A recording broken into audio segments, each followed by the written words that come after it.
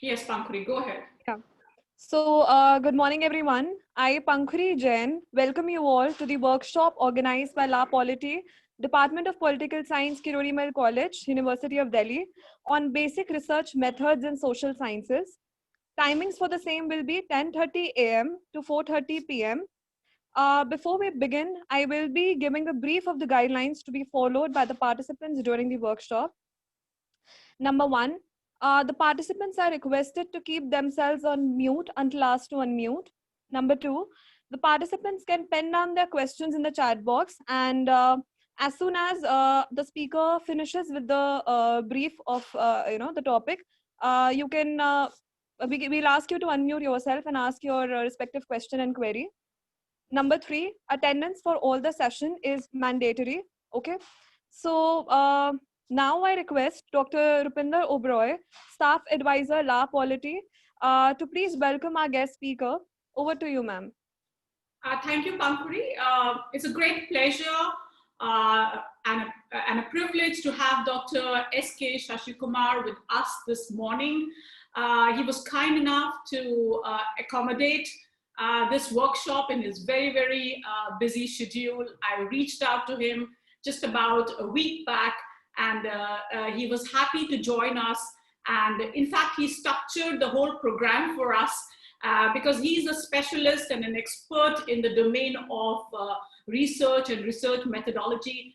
And if you go to Vivigiri Institute, you will see the enormous amount of work that he has done in the field of labor studies, immigration, with international bodies and national institutes. So Dr. S.K. Shashikumar is in economics primarily, and he holds a PhD in economics, and he has more than around 30 years of research experience, and he's been a trainer for almost 30 years also in the domain of labor studies. His main area of analysis and professional interest include labor market, future of work, labor immigration, research methods, and he's an associated member with some of the major institutes of India. He's part of national level commissions and technical committees like Study Group on Globalization, on the National Commission on Labor, then Committee of Immigration Act, Government of India.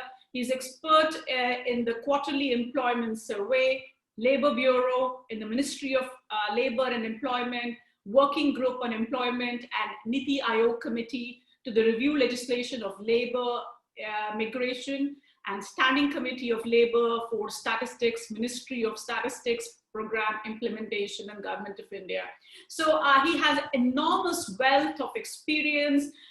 He's a very, very active researcher involved in a number of committees of the government, both at the national level and at the international level. He's an editor also of the peer-reviewed journal Labor and Development. He's a coordinator of the Center for Labor Market Studies and Integrated Labor History Research Program, and two of the major research centers of Vivigiri National Labor Institute. And he's also a coordinator in India of the BRIC Network of Labor Research Institute.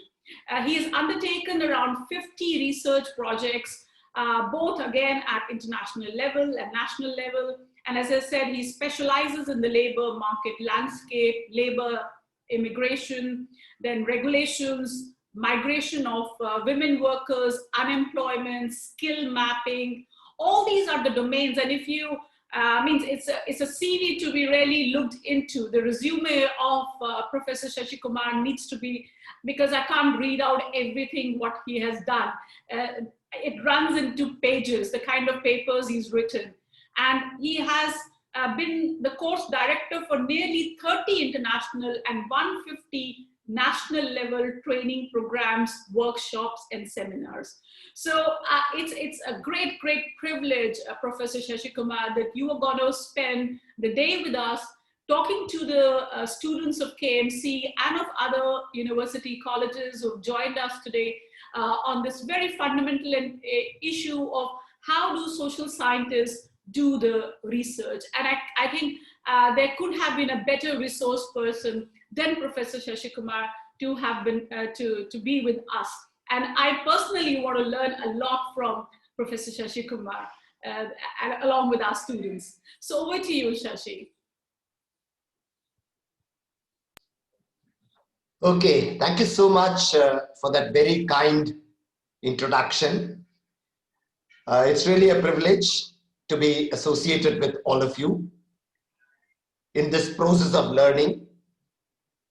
And I must thank the Department of Political Science, Dr. Rupinder, whom I know for quite some time, and the student coordinator, Ms.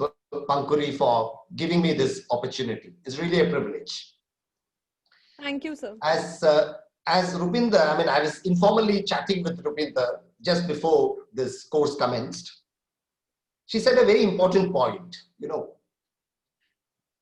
one of the problems, I mean, you can't call it as a problem. One of the issues that if you want to identify in terms of the curriculum and the structure of academic training in most of the undergraduate colleges and different institutions in India, it's that they don't consider research methods as very significant. It's very unfortunate, because I strongly believe that basic research methods is a fundamental necessity in the curriculum of undergraduate students, irrespective of the discipline that you are studying, because it not only allows you to understand research, but also it allows you much more to be analytical in terms of what you're learning. Because learning, I mean, I teach learning methods. In one of the courses on research methods, I teach how to read and how to write. It's all about learning. In learning itself, as far as research is concerned, it helps to sharpen our skills of analysis. And when you learn a particular course, the value of the course gets enhanced when you have a better understanding to go deeper in terms of its analysis. And that is where this research methods becomes important. I'm really delighted. Generally, see, I teach research methods, or rather you can say I'm a student of research method. There's nothing like that. I teach research method, though I know everything about research. No, I learn everything every day. I'm sure today also from several questions that you will be asking, I'll be learning. The only thing that I can tell you is, you know, when you generally say about research and all, suddenly there is a lots of seriousness attached to it. Don't do that. Tap that off. Okay, just enjoy. I generally believe as a teacher that you should learn with pleasure. Learn with pleasure, never with pressure. I mean, that's the motto that you should always have in learning. It's a very important requirement. So look at research from a very enjoyable perspective. And I'm going to introduce only some basic things, because I'm not interested in going into the deep analysis of each one of it. That's not our objective. Our objective here is basically to introduce you to the basic research methods so that you are better equipped to understand the nuances of research. And some of you may take up research professional, some of you, some other professional. Whatever profession you take it up, this research methods will be useful. That's the point that I would like to argue up front. It's not that only research methods is only useful for research. No, not at all. It's a wider thing. Let's understand. That's what my objective would be. So it's really a pleasure. As I said, as Pankhuri was saying, please feel free to jot your questions, whatever you have. Whatever you have. It would have been wonderful if all of you were at a classroom situation. Again, as Rupinder was saying initially, I mean, nothing like having a direct connect. You know, that actually is a very significant thing. Particularly when you do research programs, research methods program and all. I would have already made you do some group exercises. I believe in team efforts, team activity. For every activity if you want to learn, you can keep your mics mute because there's some echo coming in. Okay, so any activity we could have done, but then I tried this in one of the training activities that I did trying to form a group, but then there was some difficulty. So I'm not going to do that in this particular group. Okay, I don't know, my subsequent speaker, Dr. Vinod Abraham, would do it or not. I mean, we discussed about it, because sometimes I found it a little difficult to coordinate and things like that. So maybe at a later point of time, some of you might visit my institute, or I might visit your college. Let's think in terms of a little more activity-based learning. Research is one thing that you can really learn when you do in a group activity. Now, let me share my screen. I have a, can you allow me to share my screen, Rupinder?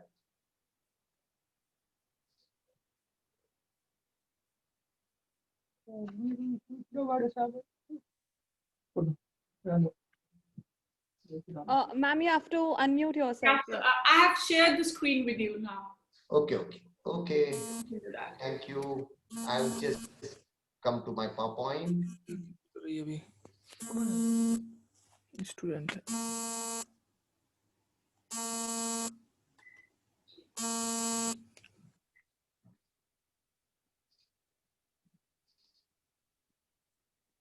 You can see my screen?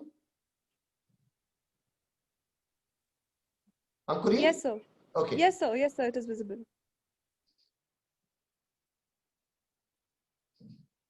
Okay.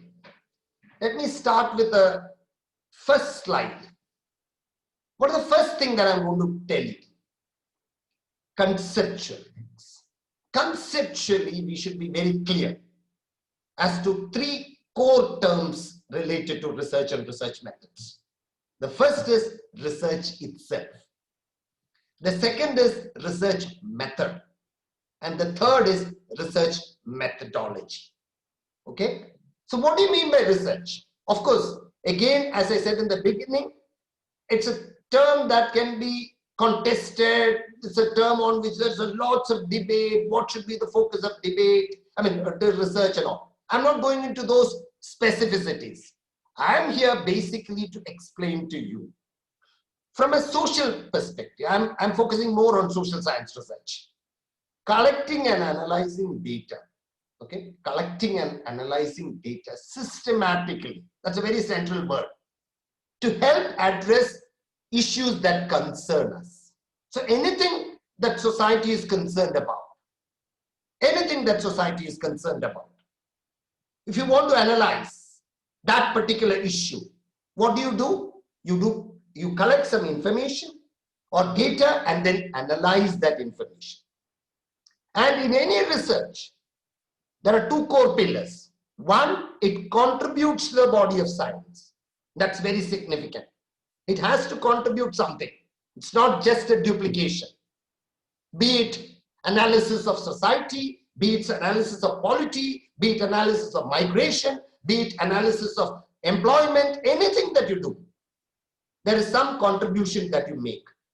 And the second is you follow certain scientific method. It's not that I just say, oh, I've done research, it's all wrong. Something like that. That's not that. There's a method to research. Method. Anything that you do in research has a particular method. Has a particular method. We will see different methods. So that is the way that you can conceptualize research broadly. As I said, this is a broad understanding.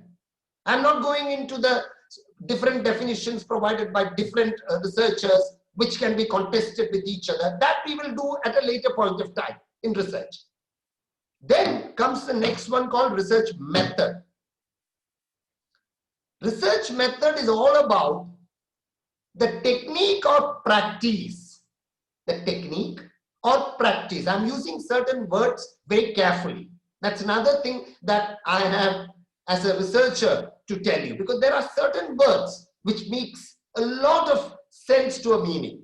So here, research method is all about technique or practice used to gather and analyze research data. So I want to collect some data. How do I collect it? How do I collect it? That is what method is all about.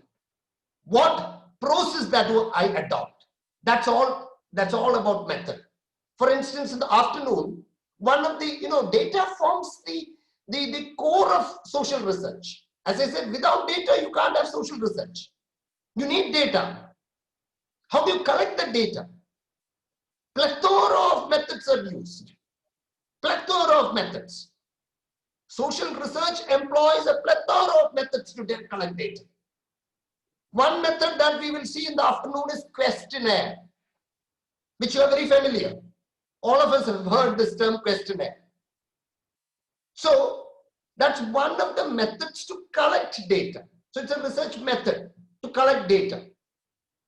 And then we will see that itself. So when you particularly, what is important is, as we grade up in this lecture, you will see that every research, depending on the kind of objectives that we have identified, will have a method most suitable to it. It's not that every research follows the same method. Different research follows different kinds of methods to collect data. Now, I've been teaching research methods for more than 30 years now. Many students have this basic confusion between method, Shashi, method and methodology. This is another very important differentiation that you should know upfront. Method, as I said, is about practice used to, or technique used to gather and analyze research data. Methodology is a slightly larger thing. It is the framework through which the research is designed and conducted. It's a larger thing. It encompasses method. It encompasses method. Mainly comprises of the theoretical and conceptual framework. Let me take an example related to migration because of two reasons. One, being students of political science, you should be concerned with the kind of migratory issues that we have seen in the last 6 months. There's a politics in it also. What kind of politics? Because sending region is there in migration, receiving region is there in migration. So what is the connect between the two? That becomes very important. So migration is one thing that is a highly interdisciplinary research thing. Highly interdisciplinary. So if you look at migration, there are many theories which explain migration. If you do after 1950 till date, there are four major theoretical frameworks. Which explain why migration is initiated. Different theoretical frameworks. So imagine I'm doing a research. Let's say, don't go into the theoretical framework. So we have four theoretical frameworks, A, B, C, D. So I am going to do a research. And I think this framework B, the theoretical framework B, is most suited to my research. So I choose that. So that methodology, method of analysis becomes the broad framework in which I will be doing or situating my research. So there is a conceptual framework also. How do you even define migration? It's a very important issue. Nowadays, you might have seen a lots of discussion is happening. How many migrants are there in India? It's a big question. Lots of people went back during this COVID pandemic. Lots of people went back.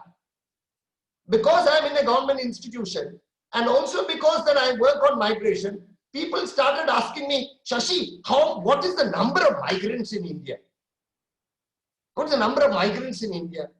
Then I said, you please tell me what category of migrants are you referring to? No, all these people who are going, suddenly they're going back, they want to rush back. I said, you don't have any data.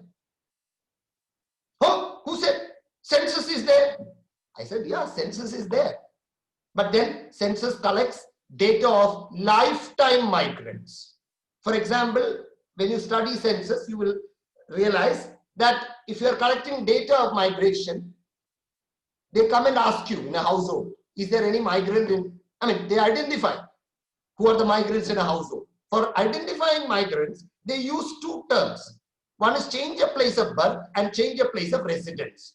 Okay, change of place of birth and change of place of residence. So imagine the enumerator is coming to my home. So the enumerator asks me, Hey, okay, you are living here. So enumeration is here. So the first question is, where were you born? So I say I was born in, let's say, Mumbai. Oh, you were born in Mumbai. Now you are in Noida. So there's a change of place of birth. Change of place of birth. Then they ask immediately the next question. When did you come to Noida? When did you come to Noida? Then I said, I came 3 months back. Oh, then you are not a migrant. Because conceptually, in census, migration has to happen after a 6 months period. So if the same question is asked to me, and I give a reply, oh, I came 1 year back or 10 years back, I would be counted as a migrant. You get the point? So so the reference, many people do not know this. They say in India, Shashi, there are 450 million migrants. Then I ask them, do you know the definition that is used in census? No, that I don't know, but there are 450 million migrants. That 450 million migrant includes people like Shashi Kumar, who has come to Noida 30 years back. 30 years back, lifetime migrants gets captured. So some of the theoretical framework has no problem with it. They say that any migration data we can use. But some of the theoretical framework says that what is the point in studying about vulnerability of workers? Those who are on a lifetime migration, they don't have much vulnerability. The vulnerability is all about short-term migrants who have come for a short period, 3 months, 4 months. They are the one who ran off when there was a pandemic. So if you are following that theoretical framework, your complete methodology becomes different. You understand? So methodology not only identifies the broad framework, the methodology even identifies what kind of methods you have to use to collect the data. So that's the connect that you should look at. So there's a very strong connect between research, method, methodology. So methodology is very significant. Once you have a methodology, you're all political science students. So you will be studying about Marx, or you might have already studied Marx. So Marx, so Marx is a particular theoretical proposition. So if I'm analyzing a political question, the first attempt that somebody can ask me, yeah, are you doing it in the Marxian framework? Or are you doing it in a different framework? So that framework is very significant. So whenever as a researcher, when you do a research, you should be very clear about the framework and the concepts that you use. Many researchers make this tactical error. They don't even know the concept of the data that they're using, which does not fit into the methodology that they've chosen. You see the conflict. Your data set that you're using should be in consonance with the methodology that you have chosen. Otherwise, they contest. Your research becomes very shaky, empirically very shaky. So, just to recap, research is all about collecting and analyzing data systematically. It should contribute to a body of science, social science or physical science or any science for that matter. Follow a scientific method. There's a method to research. There's a method to research. Then research method per se is defined as a technique or practice used to gather and analyze research data. And methodology is the framework within which we situate our research. Any research that we undertake, irrespective of the disciplines. That's another upfront I want to tell you. One important development that's happening in social science is the disciplinarian boundaries are breaking down. Please, my dear students or friends, you must start reading in a transdisciplinary perspective. Start thinking in a transdisciplinary perspective. Those of you who have a better, who have a plan for academic future, you must definitely, even otherwise, looking at anything from a disciplinary perspective narrows down your understanding. Look at migration. Oh, everybody is coming from rural area to urban area just for income. Do you think so? Do you think so? Think deeper. Are they coming because of that? Or are they coming because of some discrimination there? Who are coming? Is there any sociology in it? Those who are coming, do they have political rights? I mean, these are questions. So suddenly, a theme like migration becomes sociologically relevant, economically relevant, politically relevant. Then how can I say that, oh, I will use a framework which will look at economics alone? So you will not look at many other things. That's why if you look at many of the recent methodologies in social science research, you will see more of transdisciplinary approach. As a student of social science, you will be far better off in life. Academically, in terms of learning, in terms of knowledge, if you follow a transdisciplinary perspective rather than a disciplinarian grounded perspective. Okay, that's it. Now that we have, I hope you have understood these three concepts. I will share this PowerPoint presentation with Rupinder and Pankhuri. You can share it with everyone. And my request is also, my email is there. If anybody wants more details, then you can email or you can connect to me through Rupinder. There are broadly 4 types of research. Now you should know types of research.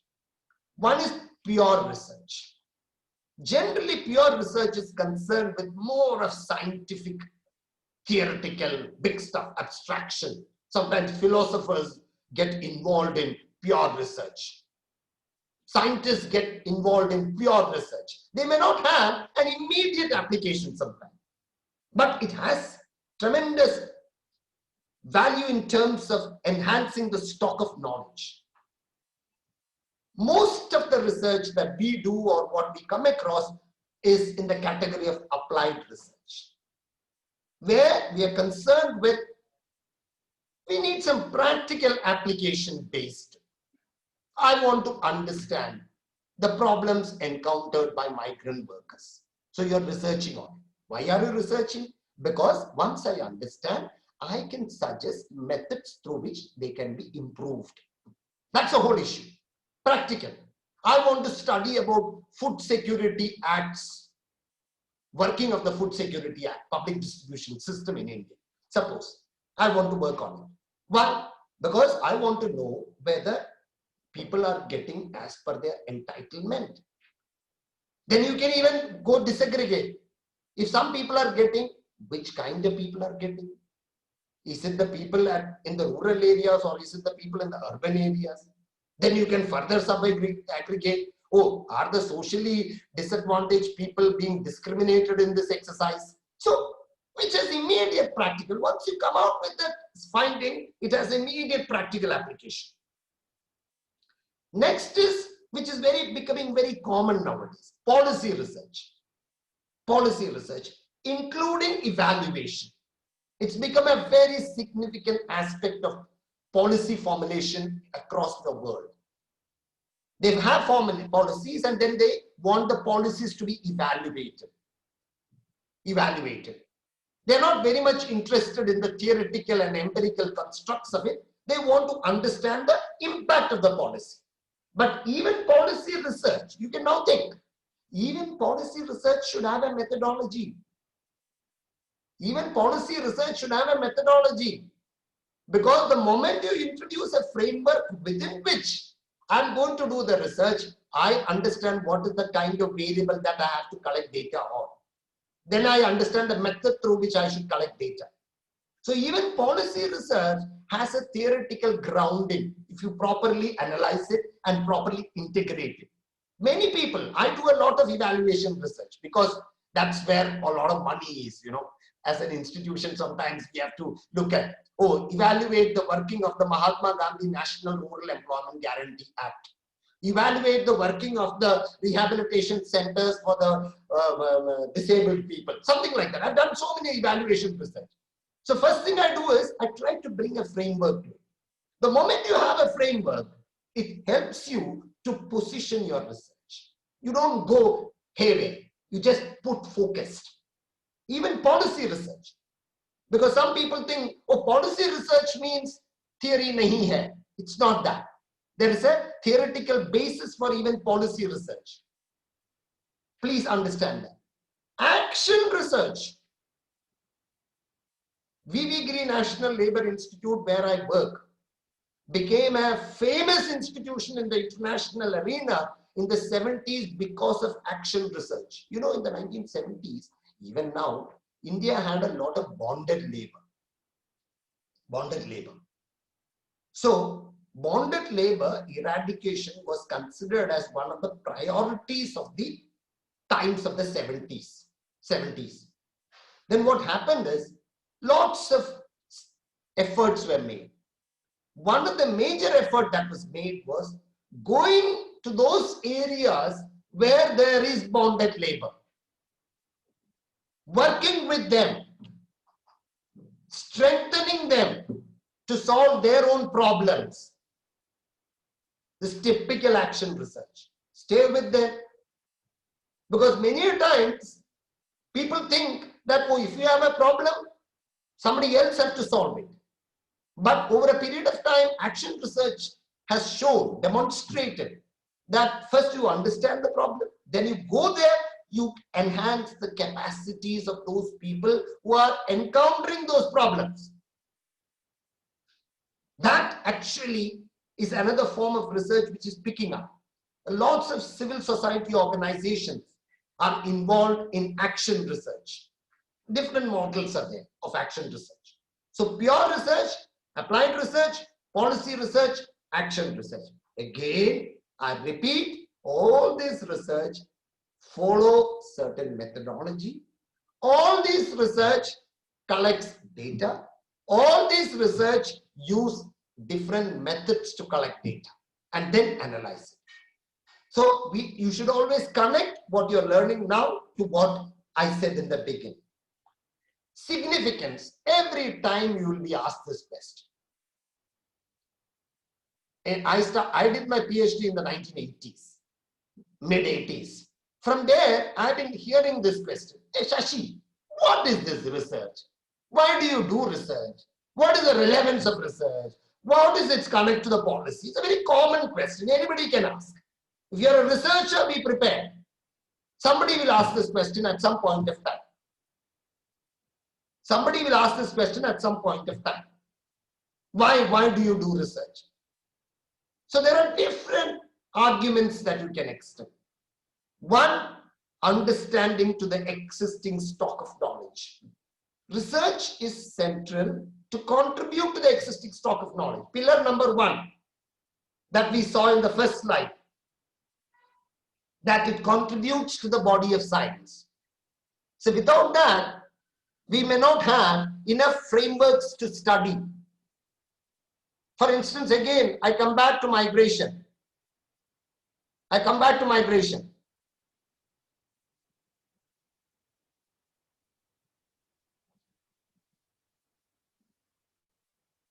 If you look at migration, one second, let me have a glass of water.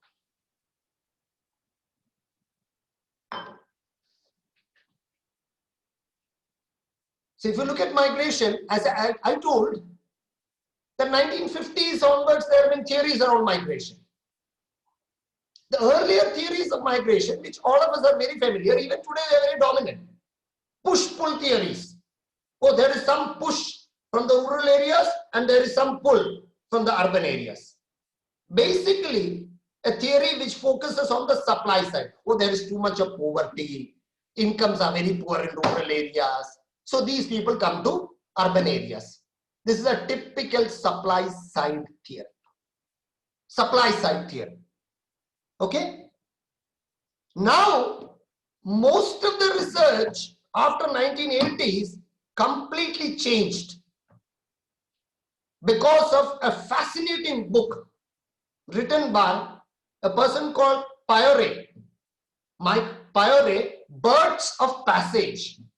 He wrote a book, Birds of Passage. Those of you who love to read interesting and tough books, it's a fascinating book where he destroyed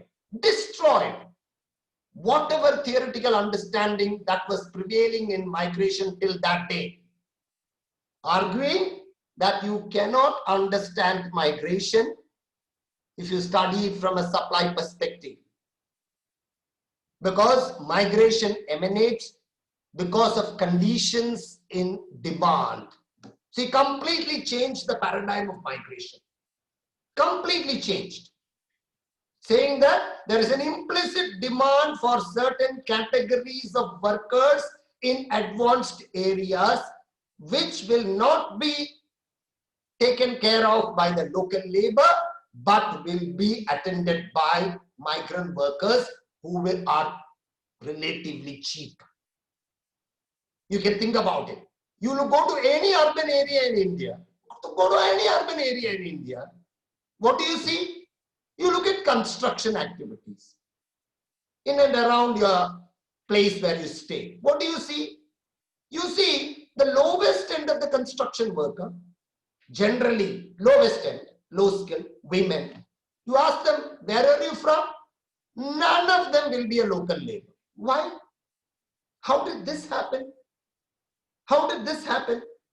Just because all those people from the rural areas just thought that I should go get a better wage. No, not at all. There is an implicit demand for such categories of labor, which the contractors or the agencies manage. This theoretical paradigm was introduced in the 1980s, changing the discourse of migration. So you see, contributing to the one research, completely changing our understanding of a phenomenon which is very so common in societal life. People moving from one region to another. People generally think it's all supply. Even today, a large number of people think that, oh, Shashi sir, uska poverty area hai, wo hai, ye hai, isliye aa raha hai. No, not at all. A large number of them, I've studied migration intensely, are coming because of that demand and the recruitment systems attached to it. So any theory, any research at any point of time adds to the existing stock of knowledge. Mr. Harsh, you can be on off video, that's better. Developing theories that explore scientific and social phenomena. Developing theories that explain scientific and social phenomena. Why a particular phenomenon is existing. Why there is gender discrimination in the society, even in a modern world. Why? Why is it so?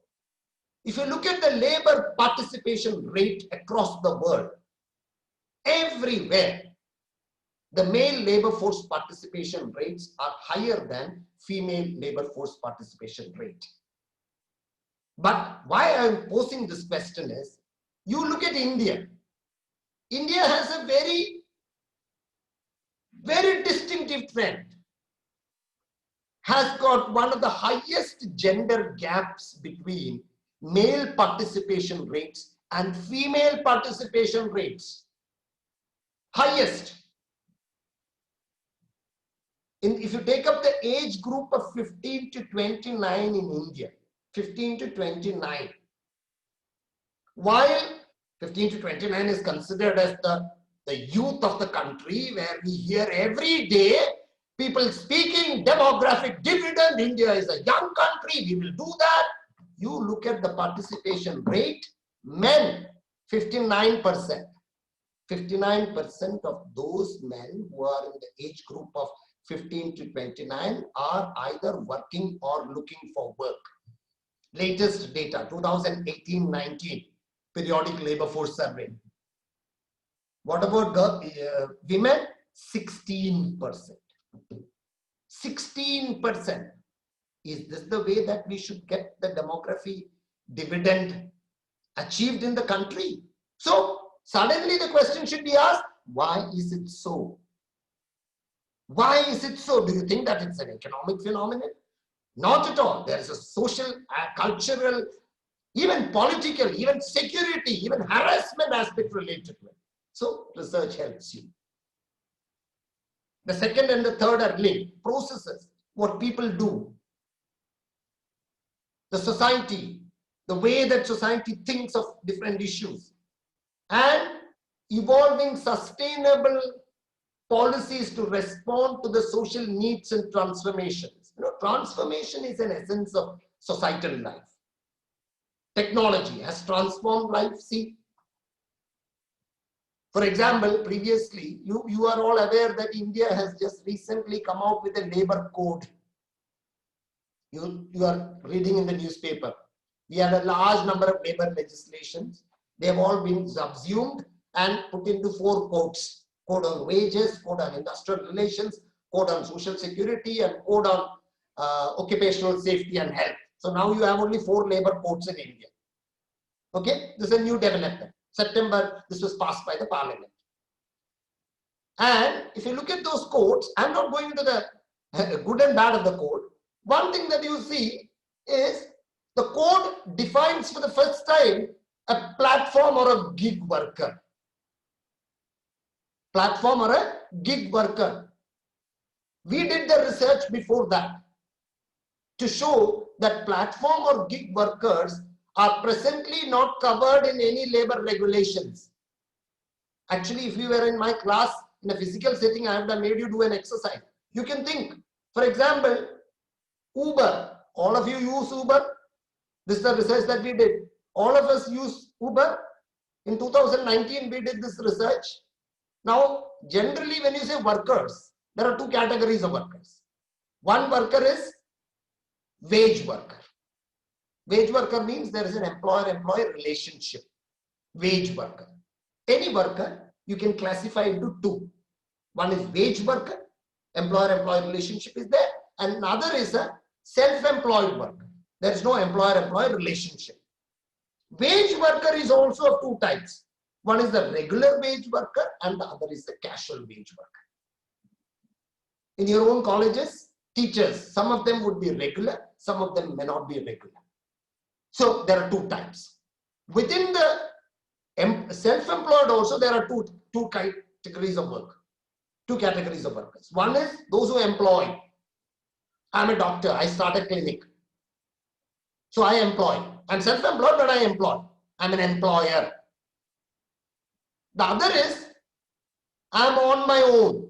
I don't employ anyone. I'm self-employed, I'm on my own. This is called own account worker. Own account worker. So when you do analysis, I want to understand where does this Uber driver fit in? This is the research that we did. Where does this Uber driver fit in? Because this is a new thing. We never had Uber 10 years back. It is because of the development of the sharing and platform economies that you have large number of e-commerce workers, including platform workers. Where does he fit? Is he a regular wage worker? Is he or she a casual wage worker? Is he or she a employer? Or is she or he an own account worker? So see the categorization. So naturally, we can do research to respond to the transformations. Research to respond to the transformation. Only that will add to the policy. There are so many examples I can give you. I have to give you one example where I evaluated a policy which was voted as the best policy on migration recently by the International Organization for Migration. This policy is in South Korea. Okay. This is, South Korea is a country which is experiencing huge aging on the one hand and massive fertility decline. So the population growth is really declining, not even stagnating, it's declining. South Korea was an immigrant restrictive country. They never allowed others to come in. But when they saw this population trend, they wanted opening up of their immigration systems. You know what they did first? This is how policy should be made. Some of you will definitely be in policy making. This is why I'm saying, sometimes those in the policy making think that research is not important. It's very significant. A good policy is made on the basis of sound research. And if a policy is made on sound research, that policy will sustain. Otherwise, the policy will break down. 100%. I can give you examples after examples. This policy, 2010, they identified researchers from 80 countries. See the kind of effort that a public policy institution is making. Migration department, they identified 80 researchers from different countries, and they were asked to identify their perception through a research on how Korea should be managing migration. So we all wrote papers, we prepared, we went there, we presented everything. Based on all that, they made a policy based on that research. First thing that they did is, based on that research, they identified one outcome of a policy, because whenever you want a policy, you want an outcome. And what was their outcome? Outcome was, I want people to come, but I do not want them to stay on. I want them to return. I want people to come, but I want people to return. So I want people to come for a short period. This was what they accumulated knowledge, wisdom of different researchers. They formulated the policy. So what they did is they formulated a policy. So return is integral. You know what did they name the policy? Happy Return Program. Happy Return Program. That means anybody going there under that program knows that I have to come back. Fantastic program. I evaluated this program. And one of the major recommendations I wrote was that this has shown, demonstrated, because it's working so well. The policy is amazing. A highly incentivized based policy. The whole idea is they want people to go there and return. And nobody should overstay. Nobody is overstaying under that program till date. That is the kind of policy architecture that research can provide. So this is where we should be looking at research. Now, just 1 second. Just shake your head, because you might be hearing all kinds of things which are not daily routine for you. So that's also a good habit. I don't know how you people study. Always how you people read. Always take half an hour ke baad ek chota sa break, 5 minutes. Nice to change your course of thinking. It's a very good method. Gone are those days where you were asked, oh, sit, don't move, 2 hours, that's it. ये सब नहीं चलता है. आजकल learning, if you really want learning to be internalized, short breaks in between, 30 minutes, 40 minutes, then take a small break, think of something else. Totally, say, suppose if you like something about cricket, think about how did Jadeja bat yesterday in the last over, think like that. Okay, oh, he did very well, but yes, Chennai is out of the IPL. Okay, was IPL needed? All these people, a lot of money, all this thinking, and then come back to research. Okay, so, but don't stretch that thinking too much, otherwise you will get into a different frame. Even reading, you should read books. I mean, I have a daughter who is much elder to all of you. I have always advocated this theory that reading has become a liability in the modern generation. We don't read much. You should read. You should read books. You should buy books. You should encourage your parents, your near ones, to buy books for you. So always you should come, say, talking of books, those of you who want to be a good researcher, not only a researcher, let me give you a tip. You can do this. You will find the value of it after 3 to 4 years. That time you should remember. That's all. You don't have to come and thank me. You remember. You should, all of us have laptops or desktops. You should start an e-library. E-library. Because I have seen, we collect a lot of material. but we don't systematically arrange them. This is one of the major, it's not a method, it's a methodical issue. For example, nowadays, anything and everything Google will give you. And what do you do? Anything and everything you will download. Suppose if I am working on, let's say, corporate social responsibility, okay, which your teacher is working on. So the moment I see corporate, I will be happy. If I see social, I will download.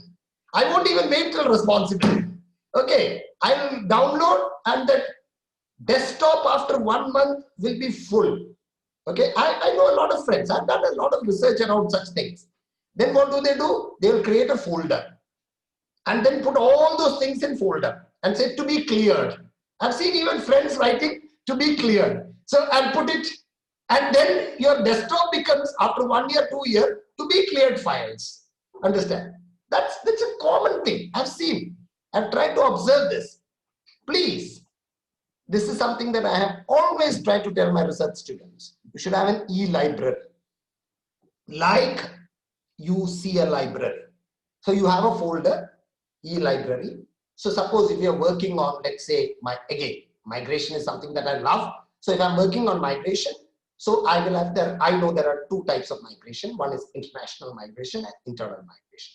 So I will have within that folder, one folder international migration, one folder internal migration. Then within international migration, I may have theories of international migration, India-related international migration, data on international migration. So like you go to a library and see the catalogs, you understand the point, how it is numbered. Likewise, your e-library should be, so that tomorrow if somebody comes and tells you, Shashi, do you have some material on wages?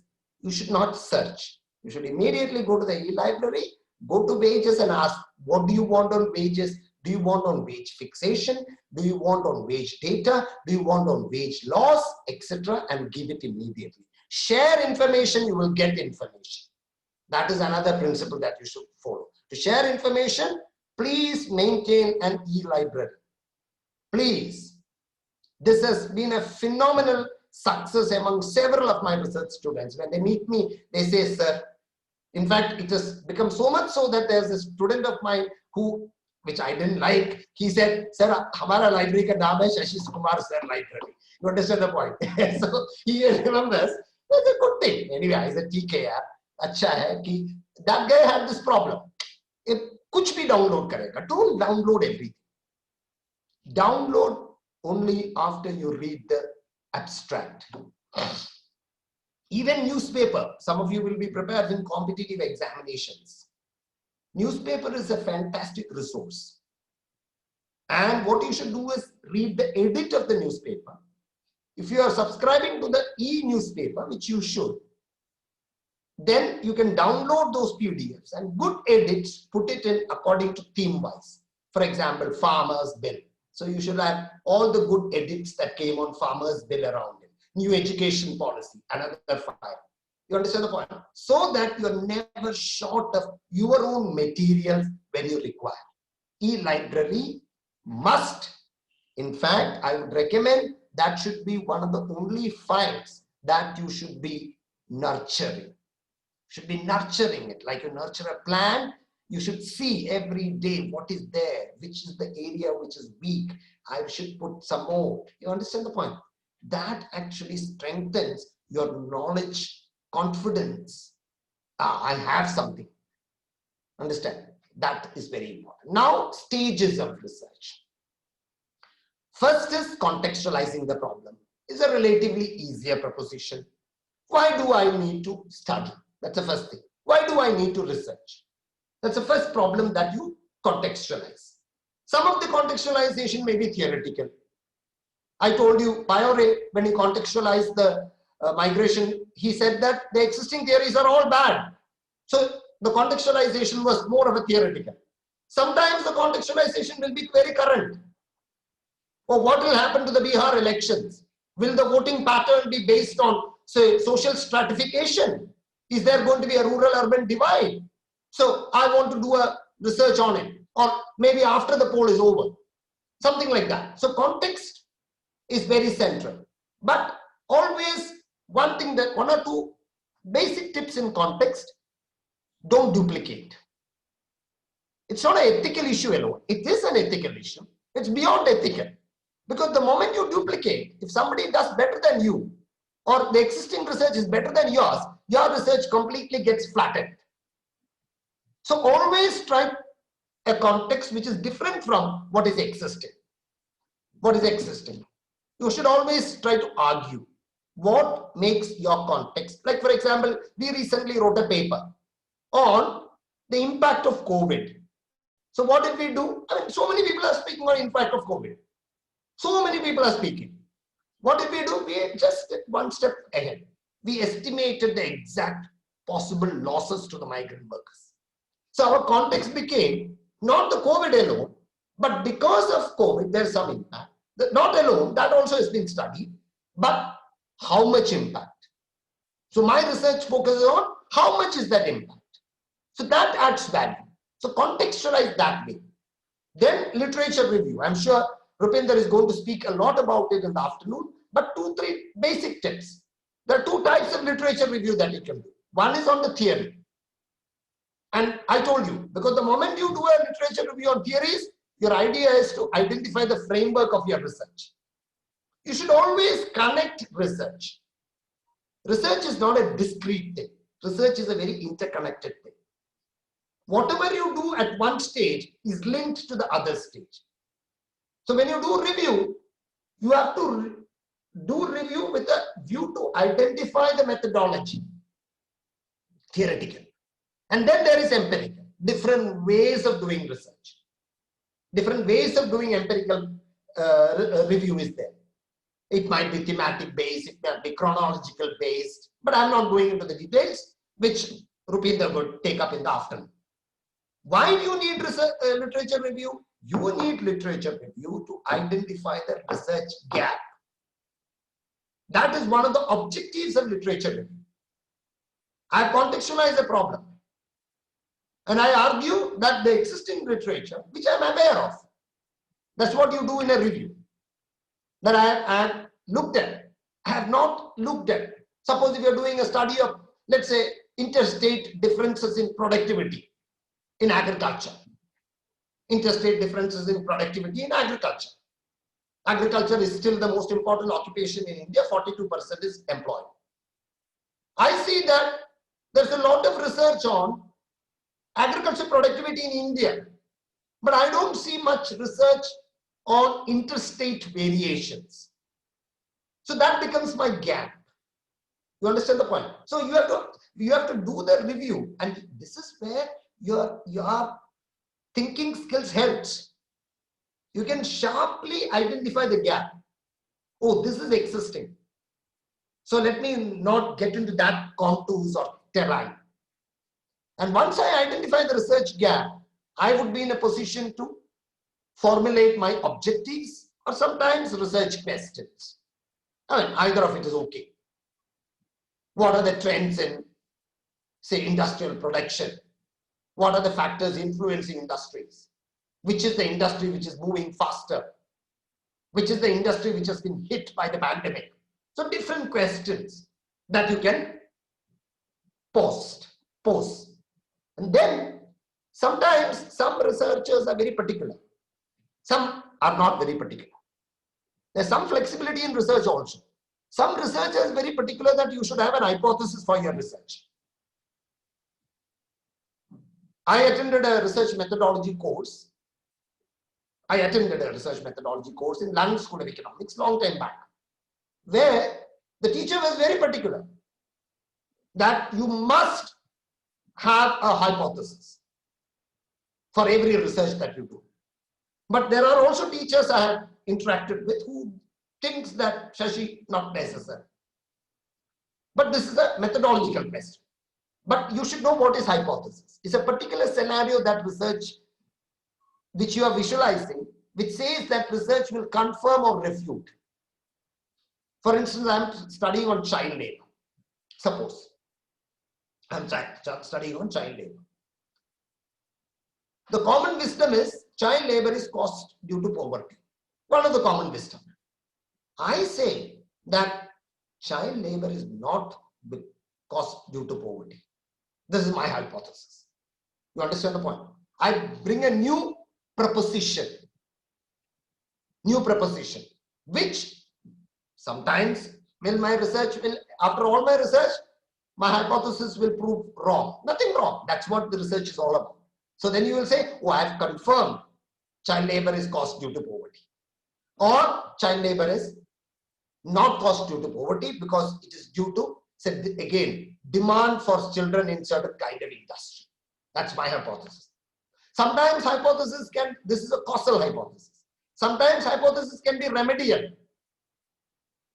I can say that the best way to solve increase gender participation in labor market is starting new polytechnics for women. I might be doing a research on polytechnics in women, among women. So that is the way that you should formulate the hypothesis. It can be causal or it can be remedial. Then, of course, methodology. I have already talked. Okay, methodology forms you will see right at the center of research, connecting to the context as well as what you will be writing at the end is methodology, right at the center, heart of research, the core of research. If your methodology is strong, your research will be very, very well appreciated. One of the easiest criticism that you can make to a research paper is that, oh, it is based on very loose methodology. It's not clear. Based on methodology, you identify the methods of data collection. Again, broadly, there are two types of data collection. I will come to it. Quantitative and qualitative. Quantitative methods and qualitative methods. There are two methods of data collection.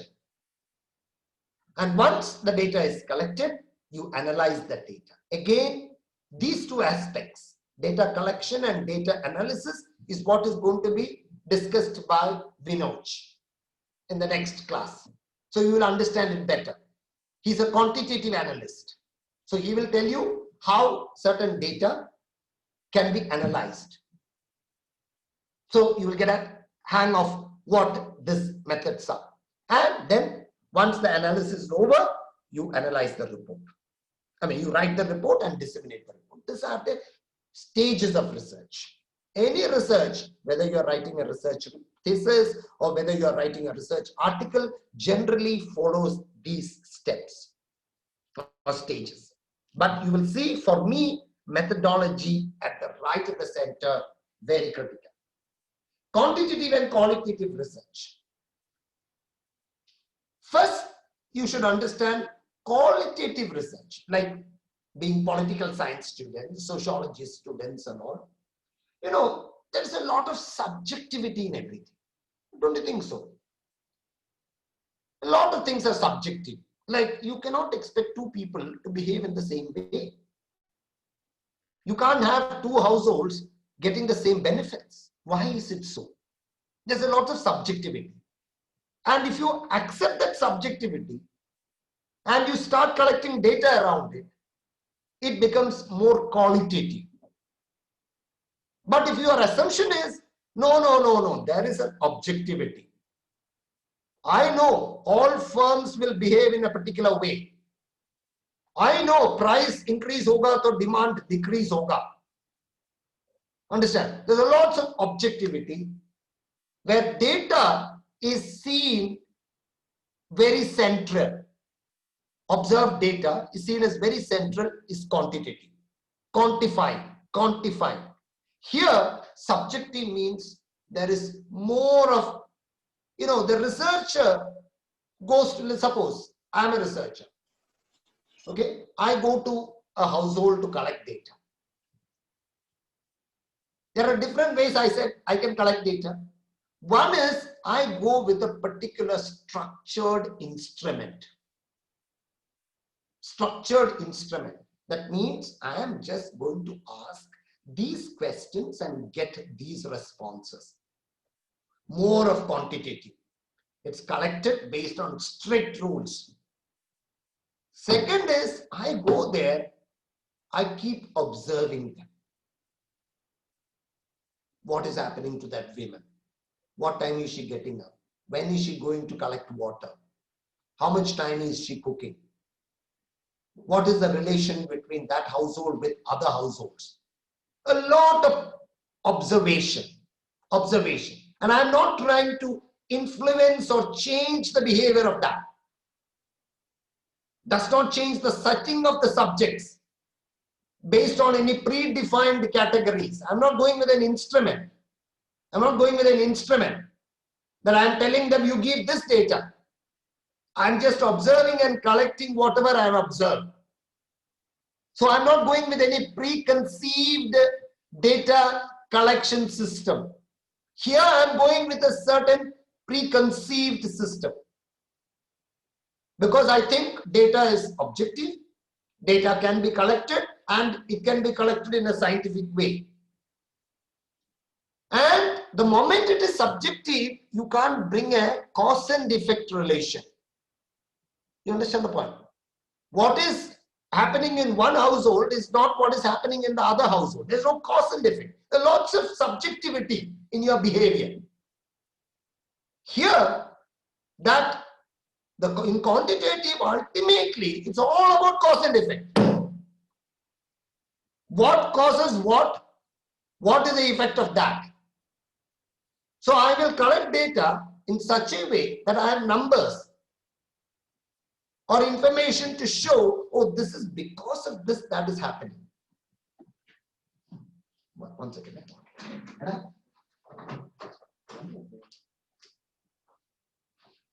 I'm sorry, I just went to look at the time. Okay. I'll finish in 10 minutes because, okay. So it's all about, one is subjective, sociologists, anthropologists, political scientists. Most of us, we use more of subjective approach, more realistic. That's what one of the arguments about qualitative data is all about. The other is, oh, you have certain fixities, but then it has got its own advantages. You can analyze it larger, it's easy to analyze, larger households can be covered. And they also say that if you do it in a scientific way, you will get objective results. So it's all about methods. Here the method is, it's also scientific. It's not that it's not scientific. There is a science in it. But considers scientific methods as social constructs. Very high value for society there. So social construct, social behavior. That's very significant in qualitative research. That's why sometimes economists always focuses more on quantitative research. They make drastic assumptions. Like you have not studied, some of you might have studied in 12th standard, but now you may not be studying. You know, I studied in BA economics that there is perfect competition in the world. What do you mean by perfect competition? I mean, it's a very funny assumption that everybody competes with everyone and everybody knows everything about anything. All firms are competing with each other. All these are possible if there is symmetry of information. I can compete with Rupinder if I know what Rupinder's competencies are, or you know what my competencies are. But I don't know anything about Rupinder. How can I compete with you in a perfect manner? All individuals are rational behaving choices. Economics makes some drastic assumptions. Rational. What do you mean by rational? Rational hai. That's it. Rational hai. This is where scientific. That's why I said sometimes break the disciplinarian boundaries. So quantitative is more to do with more of organized scientific methods. Here you have more, I mean, both has got its own advantages. I would have actually, if you were in my class, I would have formed two groups, putting together people who think quantitative is better and qualitative is better and had a debate around it. It would have been very interesting. You can think of it. You must think of it. All of you should also have a lot of peer activity. Seriously.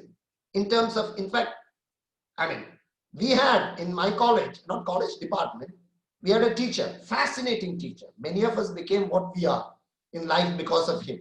He introduced several things, noble things.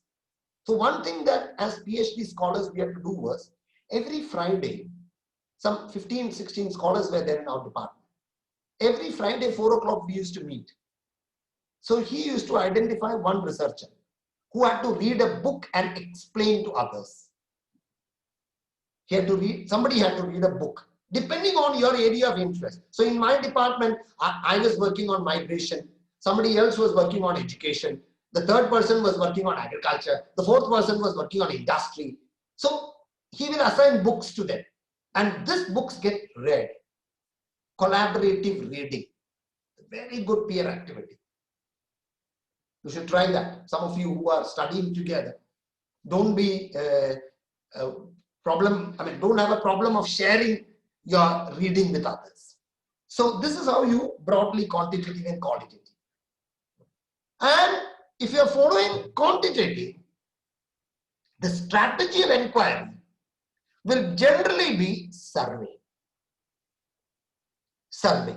If you are seeing a survey, survey means it uses structured instruments. Isn't it? Any survey has to use a structured instrument. Has to use a structured instrument. Or sometimes most of the quantitative analysis are based on surveys. So when you have big data in India, census, based on survey, NSS, based on survey, consumer expenditure, based on survey, periodic labor force, based on survey, all these are survey related, more forming quantitative because you have fixed choice questions. The second is qualitative. What are the general approaches? One is ethnography, very common. Sociologists, anthropologists, very descriptive, participative field work. So they say, in migration itself, I do more of survey-based research. So I'm following a quantitative. There's a very famous anthropologist called Jan Bremen. He's written a fantastic book called Footloose Labor. So what he does is, he goes to Gujarat, he stays there, he watches the migrants, 1 month, 2 months, 3 months, 6 months, observation, very detailed participant, he'll talk to same set of people on same set of issues at different points of time, typical ethnography. Second is grounded theory. You want to really, what works at the ground? I want to find out what works at the ground. So I can take certain variables and develop theories. Again, very qualitative because you really go deeper into the ground. You don't take many respondents for that. Case studies built generally on 1 or 2. Very detailed. Very detailed. If you read fantastic case studies, it's so stimulating. It gives you, and one case study sometimes, say there was a historian called Pandya, a friend of mine, he is no more, touch wood, remembering him. He wrote a book based on a couple of case studies. So powerful technique. Identify the case. Suppose if you want to study discrimination, you identify certain case of where people have been discriminated and where people have not been discriminated. And you go deep into it and understand what is it that causing discrimination. So it can be generalized. It can be blown up. Case studies have become in another refined form, one of the most important form of approach in business schools now. Many business schools, Harvard, the most famous case studies come from Harvard. Now there are case studies on remote work. You know, remote work is being studied now. We had very different ideas about remote work earlier. Now we are very different because it's becoming global. So there are case studies. What are the advantages, disadvantages, etc. Then there are narrative research. Generally, you take small sample and you narrate there. It's more of stories, storytelling, narrations. It's a narrative research. So I went to the village, I found the person. He was absolutely doing so well, and then I found out what is it. He was from a low-income family, but education. I mean, you build a story around it. As a researcher, you should be a good storyteller as well as a good person to ask questions. A good researcher should know the right kind of questions to be asked. So people think that asking questions is just like that. No. You go for surveys. I'll tell in the afternoon. I've taught several investigators. I've seen fantastic investigators who come with the most reliable information.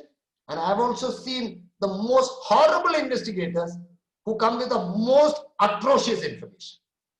Both are done with the same name. It's all the question of how you ask. There's a fantastic book by, I think it's Patrick Bloomer, Art of Asking Questions. I'll give you the reference later. But nowadays, if you look at most of the research, they follow, say, quantitative. I told you it's predetermined. It's instrument-based. You have performance data, observational data, census data, then you do statistical analysis, then you do statistical interpretation. Typical quantitative.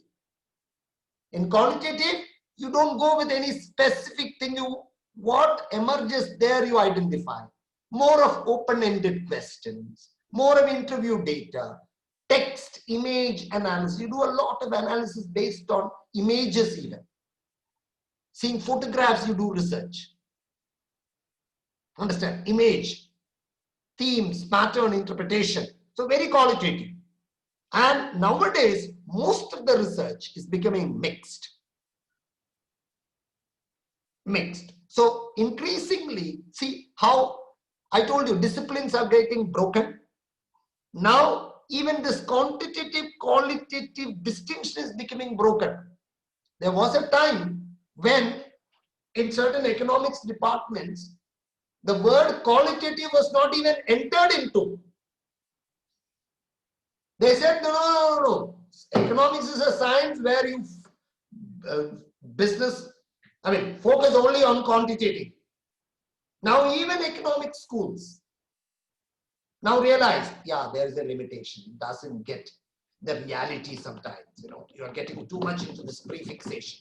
Don't have too much of prefixation and predetermination. You will not reach anywhere. So more and more of course, you have statistical text, you have data sets, interpretation. It's becoming more combining the two.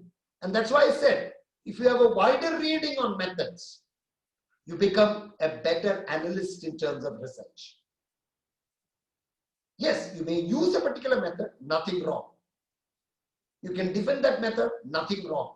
But if you can start interjecting the other into this, then you become a better researcher. Let me stop here. The first set of things that I wanted to say. And if you have any questions, what are the effective strategies of promoting trustworthiness in the data that we collect at present? Okay. Say, it's very important. It's a very important question. Okay, who has asked this? It's just so many. Data always has this risk. Reliability in data, especially in the modern times, is becoming susceptible because data can be manipulated. Data can be manipulated. It's happening. We are seeing day in and day out. The newspapers, the TV channels. Sometimes they come out with, 80% of the people are gone. Then if you ask them, how did you get this data? Oh, I got it. You understand the point? There's no method. So trustworthiness how far you can use the data which is existing is becoming difficult. But what you generate as a researcher, you can always create a trustworthy data. For that, one of the strong things that you must understand is when you go to, there are certain ethical constructs in research. One of the ethical constructs is you should never promise a respondent something beyond what you are anticipating. Sometimes I come to you and I say, "Aap data de do, aapka pura problem main solve karunga." You understand the point? So researcher itself is breaking the trust there. That should not be happening. You can collect reliable data by explaining your research problem. That's why I say collecting data is not easy. It's a very difficult exercise. But always mark this principle. Kindness of the respondent is very important.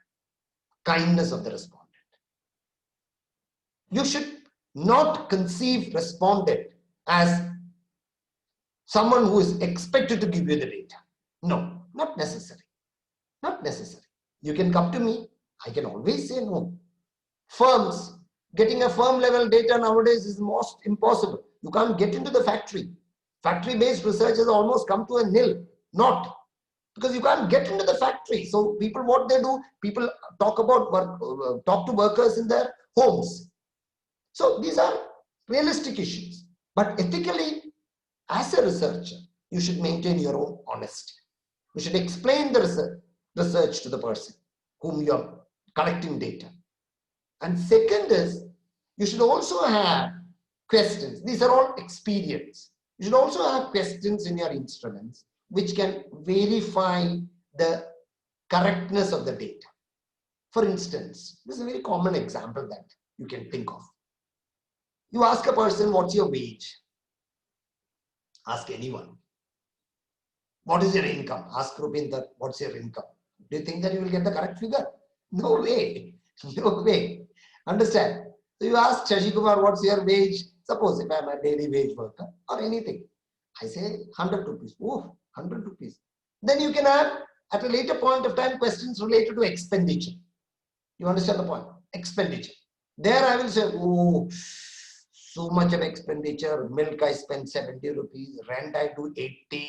I send school children 25, 30. All mila ke 500 ho jayega. You understand the point? Then you know that there is some inconsistency in that particular. That's why sometimes you avoid outliers. Outliers in data analysis. These are all data analytical techniques. So you can read data and understand the reliability. But my experience, I have been doing a lot of field work in the last 35 years. I feel that if you go to the field with a very honest mind, explaining the research to the respondent, you will get, in all probability, 80% cases trustworthy answers. 80%. I'm not saying, because nowadays, like for example, migration. I was in a committee. We went to Maharashtra. Okay? We went to Maharashtra. Do you think with the politics, I'm not against or for any particular politics, with the kind of politics that's being talked about in many states, including Maharashtra, do you think that anyone will tell you that he or she is a migrant? Because there are certain security concerns there. You will not report. आप migrant है? नहीं, मैं तो मेरा parents इधर था. You understand the point? So these are the problems that a researcher will have to face in the field. And a good researcher, a committed researcher, is one who does not get depressed because of failures. You should really go on. Should go on. There are many ways. For example, like when we go for research, to data collection and all, you sometimes go to those kinds of people who are informed respondents first. It's a technique in research, survey data. So if you want to study about migrants in Noida, I'm staying in Noida. I work in Noida. So there are certain sectors in Noida where there is an agglomeration of migrant community. You know that. This is a free knowledge you have. So, you know, some of the surveys that I've done some very difficult surveys. Very difficult survey. One survey that I did was on migration and vulnerability to HIV/AIDS. You can think, migration itself is a dangerous topic. Vulnerability to HIV/AIDS becomes all the more difficult. So it's very difficult. As a consequence of which, what happens is many times public policies on HIV/AIDS are formulated just like that. You know what was public policy on India? On HIV/AIDS at one point of time? All migrants are bad. This was the public policy on HIV/AIDS. You understand the point? So when I obstructed to it, then they said, "आप एक study करके दे दो, हमको समझा दो." Migrants are the one who is causing HIV/AIDS in India. You can imagine what is the castigation that migrants would have. Sometimes public policy analysts, public policy makers never think what impact it can have. That's where a researcher should be able to. I have done a research around it. So when we go to do such research, we identify some of the informed people I can tell you. One informed set of people is the people, Daba base, Daba owners. Amazing guys. They know, they have accounts with all these guys. You understand the point? They will tell you, Narayanan rehta hai udhar, Shabir rehta hai idhar, Christopher rehta hai idhar. वो Christopher अच्छा है. वो ना वो 4 साल पहले आया था. लेकिन नारायणन साहब ना अभी भी 2 महीने में आया. He knows ton information. So you should be pally with these kinds of guys. Get all kinds of information in a truthful way. You say that, sir, मैं research कर रहा हूँ. I can tell you one personal example. You can say it's a turnaround in my life of research. I told you now, I had a teacher who was very stringent. I don't know how stringent Rupinder is. I had a teacher who was horribly stringent. He used to really task us with itna karke aa jao kind. So I, as a research student, I went for a survey on international migration. My theme was, my PhD topic in the 1980s was return migrants, people who came back from Gulf. So in Kerala, I'm basically a Kerala. Okay, though I talk Hindi because my wife is a Madhya Pradesh person, so I can't avoid it. Okay, so I'll speak in Hindi. बीच में मेरे को अच्छा लगता है. So anyway, I went for the field survey. I went to a household, return migrant household. Very well. So I went there. The return migrant came. Then I said, I am a researcher from so and so. I've come to collect data. Immediate response was, come tomorrow. Come tomorrow. I was very thick. Next household, come tomorrow. Next household, come tomorrow. Completely depressed. Really, very sad. That was my first experience of a major data collection problem that I had. I was having, that's why I'm a great fan of this Daba and small informal hotels. I was sitting there, looked very sad. So that guy asked me, what is your problem? You seemed very, and I said, I went to different places. He said, what are you doing? You go to Bashir Ka. You to go to Bashir Ka and tell your problem. I said, who is this Bashir Ka? You said, you go to his house, you will see. When I went there, when I reached Bashir's house,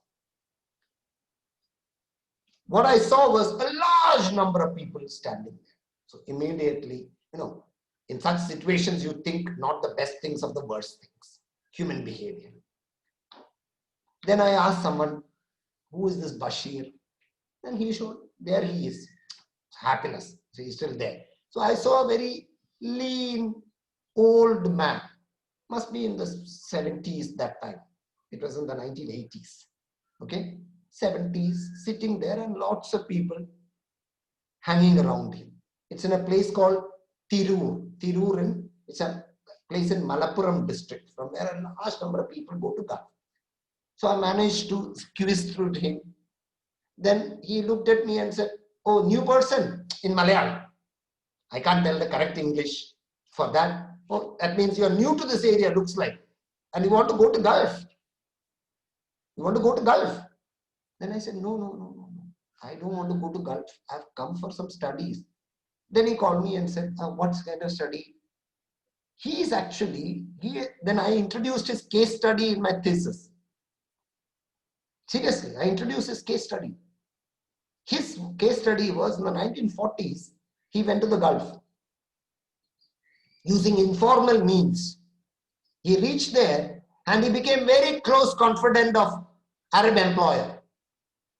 And Arab employers were, after that time, oil exploration, they were really amassing wealth, but they did not have labor.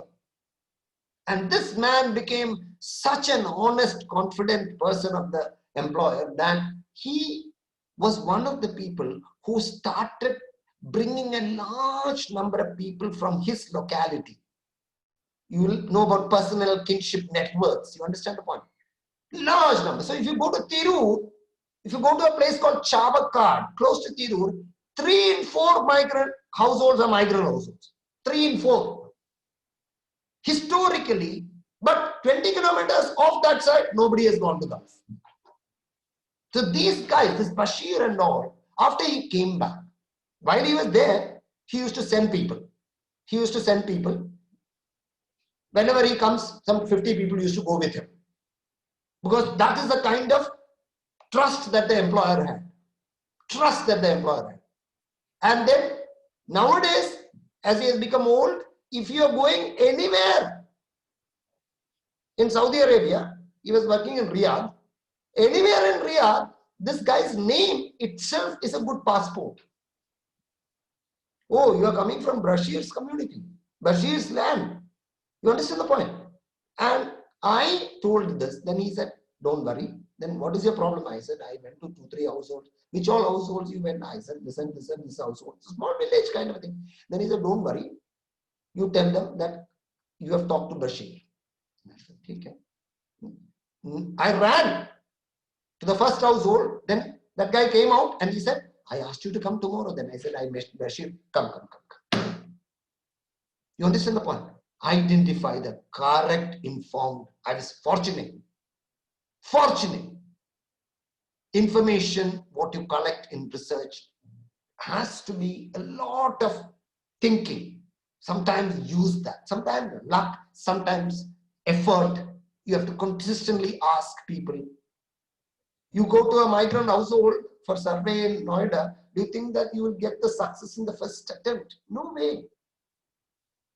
Researchers expect that when I go and ask for data, they should give. They don't have time. So you should be persistent. Should be patient. That's it.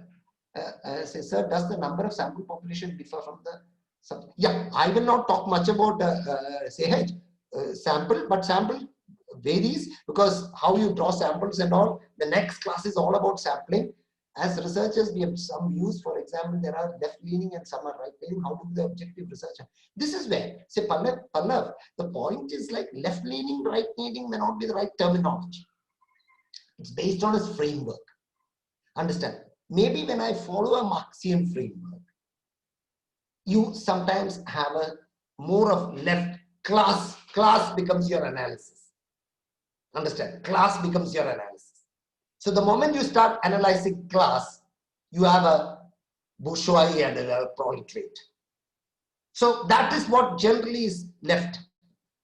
The moment you're outside, you talk of neoliberal approach, it's all about market. They don't believe even state intervention. But if you follow Keynes, he's half market and half state.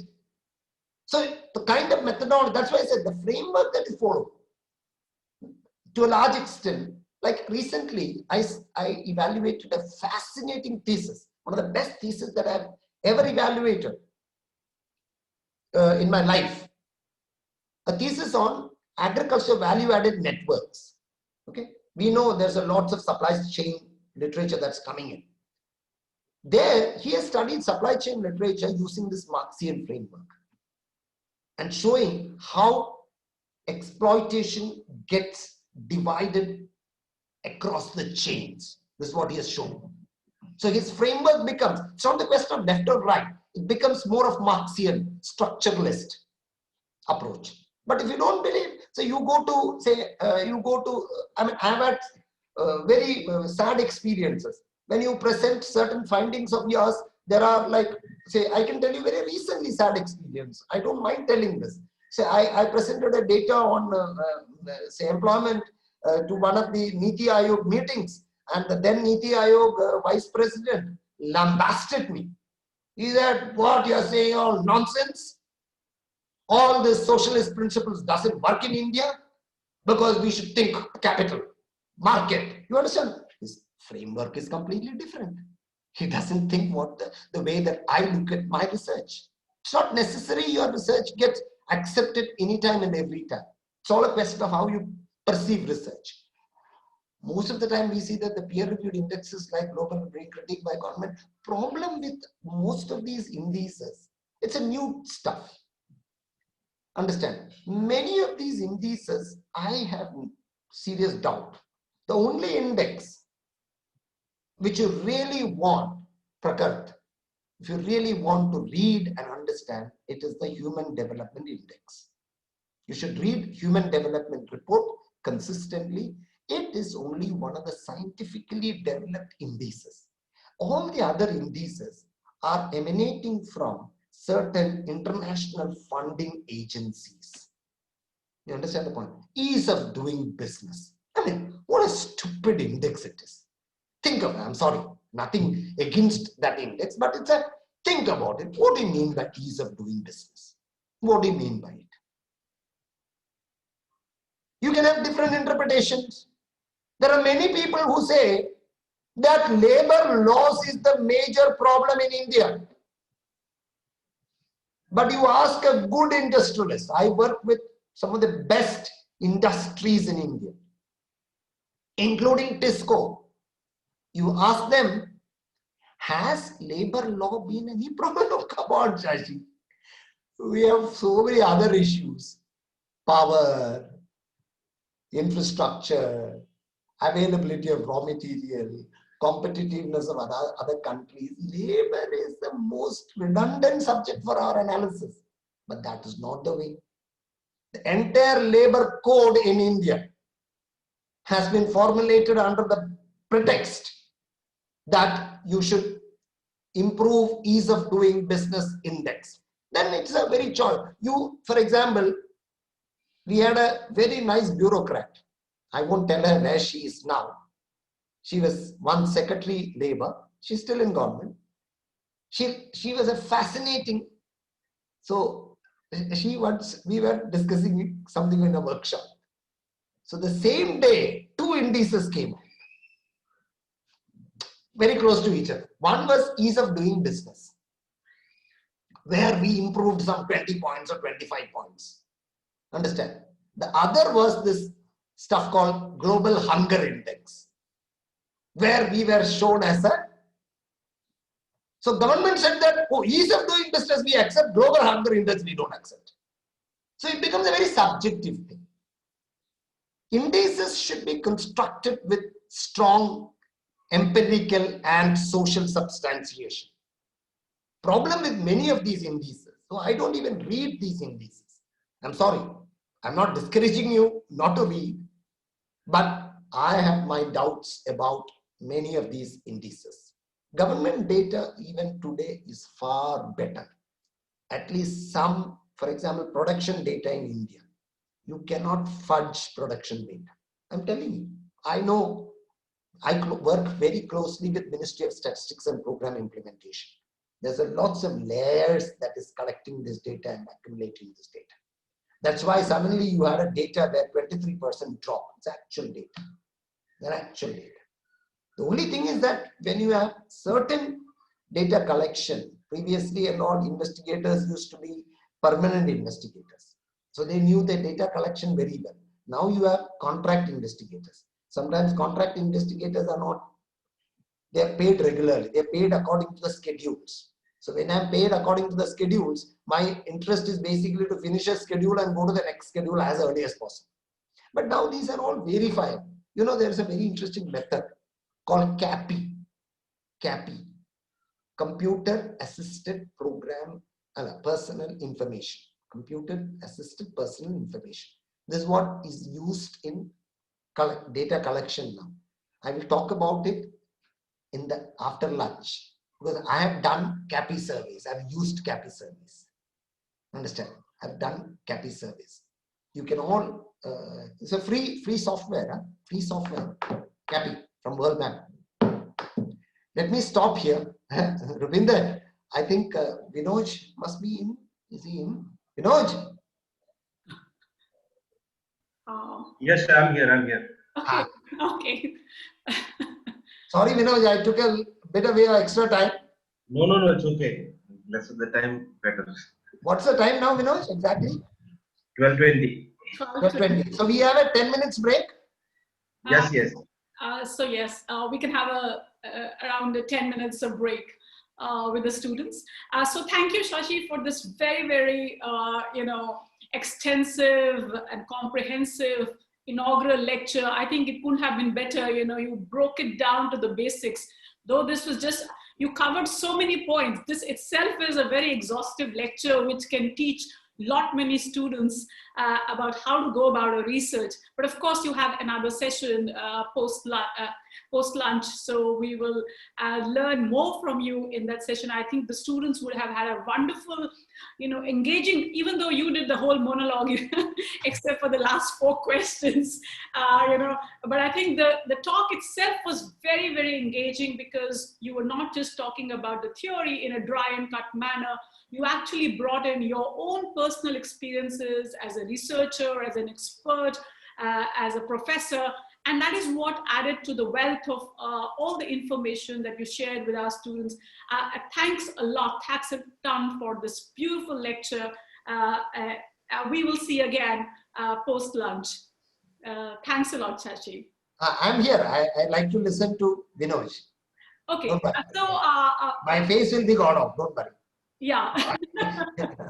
Thank you so much, everyone. I'm sorry, a monologue, but no, I tried several times to break this into group exercises in the. No, but it was very, very engaging despite being a monologue. That is what I meant, because. And that's what, Rupinder, that's what always you will say. But listening continuously to a person after 1 hour gets so boring. Let's be honest about it.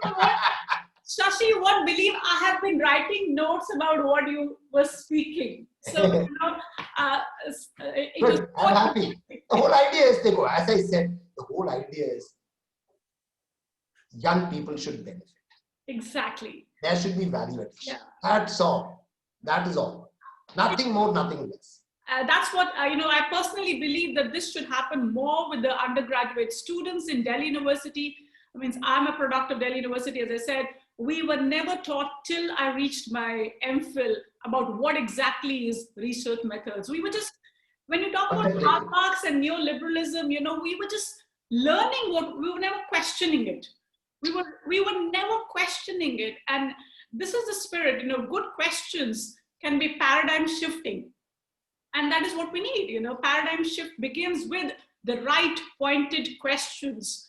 And you thrash it down and add more meat to it through our research. And sometimes our fundamental questions are so wrong.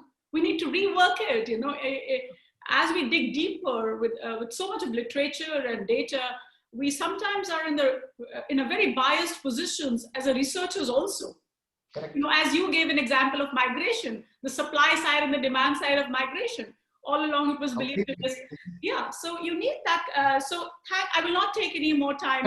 And have a break. You also have a tea. You already have a tea. Let me have a tea. No, I must, Professor Abram, so can we meet in about 10 minutes? Because the students would like to have a break because we've been together from 10:30 onwards. So if you don't mind, you log in about 10 minutes? Yeah, I'm here. Log out. If you log out. I'm here. When you're starting, I'm here. I'm listening. All Yes, there? sir. So I request students to kindly be back within 10 minutes. We'll proceed with the next lecture in the workshop. Thank you. Thank you. Yeah, students, please be back on time. It's just about 10 minutes break. Thank you. Thank you.